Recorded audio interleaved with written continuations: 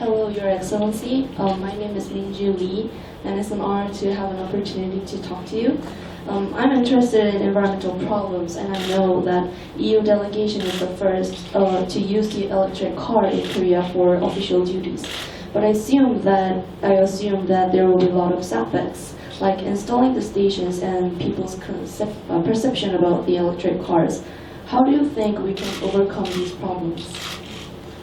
Well, I think we are at the beginning of a development. We have this electric car now for 2 years, and at the beginning it was very difficult to use that car because you need to plug it in somewhere. So I could plug it in at my garage, but then the problem was if you go somewhere, there was hardly anything. So I also told Mayor Park, I said, I'm very happy to use this car, but I want to plug it in. And then, of course, then there are technical problems. In the plug-in in Europe is like this, 3. In Korea, in Korea it's 3, in Europe it's 4. Stupid. It's just protective measures. You have to get rid of that. Then you have to get better batteries. My car can run about 100 kilometers now with this battery. Well, if I want to go to the airport to Incheon and back, then we might have a problem. We don't want to get stuck in between. So we need good batteries and better batteries. But then, there's something you always have to have in your mind. Where does electricity come from? Because if you plug in, it has to be produced.